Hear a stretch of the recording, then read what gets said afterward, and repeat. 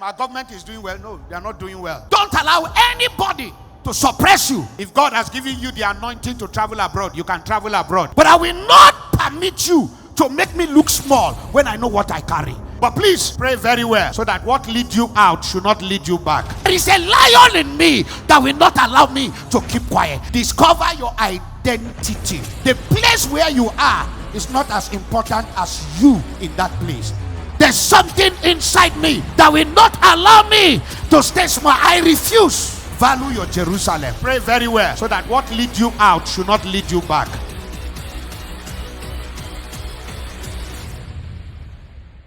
To move from smallness to greatness, number one, value where you are. Value where you are. You cannot move from smallness to greatness without valuing where you are.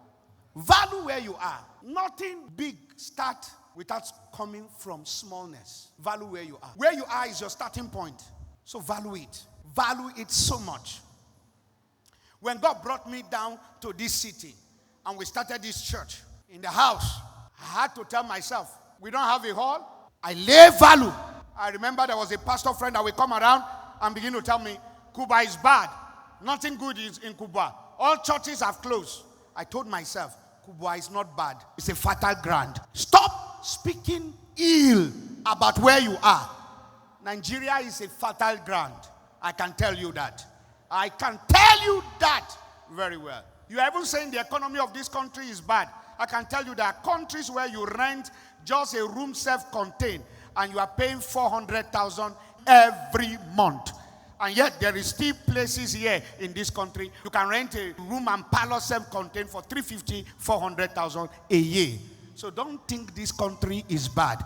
In fact, I know in South Africa there are places where you rent maybe a self-contained for 8,000, 9,000 rands. And when you convert that, that is quite some amount of money, close to 800,000 or 700,000. Yes.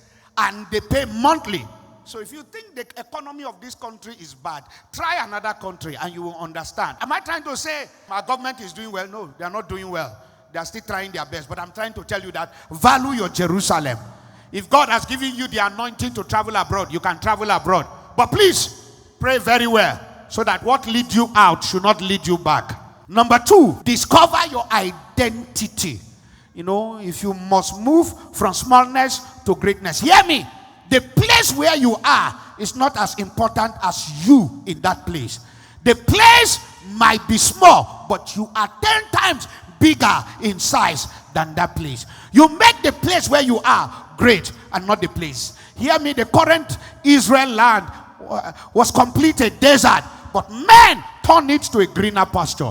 You must learn how to be a fruitful person in a dry ground. Prophesy. Be in the valley of dry bone and tell yourself as an Ezekiel, I will not be dry even though the bones are dry. I will prophesy life. I carry life and I will not allow the dry bone to make me dry. Number three, how you move from smallness to greatness. Associate with great people. Stop fighting great people. Associate with them. If all your friends are small and you are associated with people who don't think and challenge you, you will remain small. Associate with great people. Get around people who will challenge you, who will make you understand that this level where you are is not a normal level. Associate with great people. Get yourself connected to great people. See people that are going up and get yourself connected to them. Hear me. Anytime the cycle of your friend, nobody can challenge you, you remain where you are.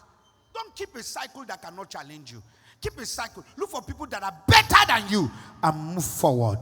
Number four, don't despise your small beginning. Don't despise it. Don't let anybody despise you. I can be in a one room, but I will not allow you to despise me. Those days when we start, my church members in Ibadan knew my mouth was full of confidence. I was telling them, you see me, I'm a billionaire pastor. With nothing, with one room, without toilet, I was telling them, I'm a billionaire pastor. That confidence was inside me. I said it. I believe it. I confess it.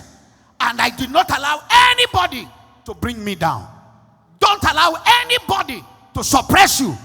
If you don't value me, that's your opinion. It's infinitesimal to me. But I will not permit you to make me look small when I know what I carry. You can say anything behind me.